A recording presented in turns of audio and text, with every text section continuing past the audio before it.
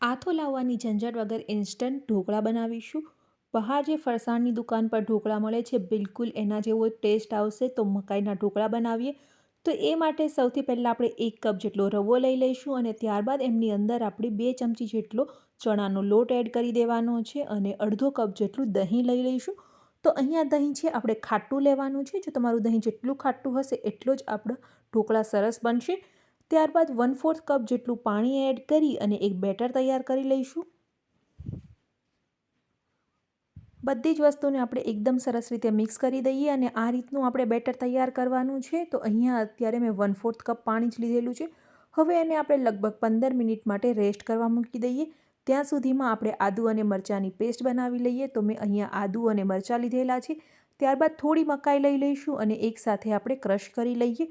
તો જો તમે અહીંયા લસણ ખાતા હોય તો લસણ પણ એડ કરી શકો છો। લસણથી પણ ખૂબ જ સરસ ટેસ્ટ આવશે।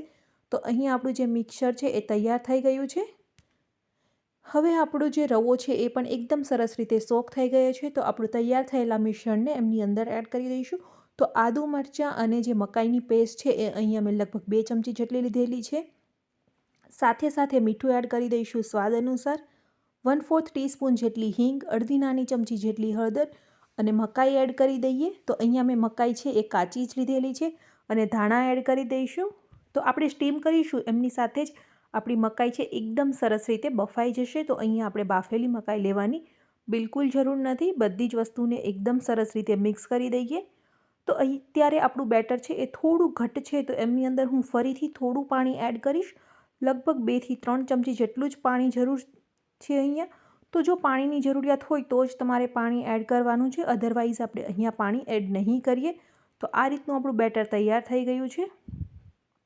હવે જે વાસણમાં તમારે ઢોકળા મૂકવાના છે એ વાસણને પહેલાં તો આપણે ઓઇલથી થોડું ગ્રીસ કરી લઈશું અને ત્યારબાદ આપણે ઈનો એડ કરી દઈએ। તો અહીંયા મેં 1 ચમચી જેટલો ઈનો લીધેલો છે। ઈનો એડ કરી અને ઉપરથી આપણે થોડું પાણી એડ કરી દઈશું ઈનાને એક્ટિવેટ કરવા માટે અને એક જ ડાયરેક્શનની અંદર આપણે મિક્સ કરી લઈએ।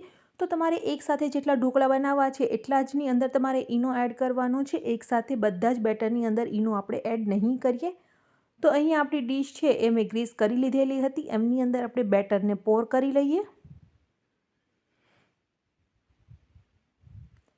તો અહીંયા સ્ટીમરને મેં પહેલેથી જ ગરમ કરવા માટે મૂકી દીધેલું હતું। તો સ્ટીમરને આપણે પહેલાં ગરમ કરીશું અને ત્યારબાદ જ આપણે એમની અંદર ઢોકળાને કૂક કરવા મૂકીશું।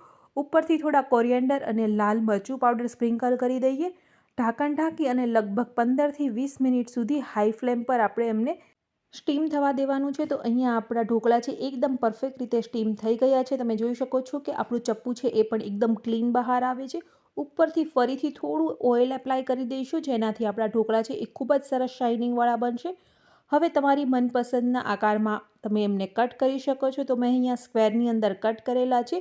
તો ઇન્સ્ટન્ટ ઢોકળા બનીને બિલકુલ તૈયાર થઈ ગયા છે। તમે મહેમાન પણ આવે તો આ રીતના ઢોકળા ઇન્સ્ટન્ટ બનાવી શકો છો। બિલકુલ જે બહાર ફરસાણની દુકાન પર મળે છે એમના જેવા જ ઢોકળા તૈયાર થશે। તો તમને રેસીપી કેવી લાગી કમેન્ટ કરીને જરૂરથી બતાવજો અને વિડીયોને લાઇક કરી અને ચેનલને સબસ્ક્રાઈબ કરવાનું ભૂલતા નહીં।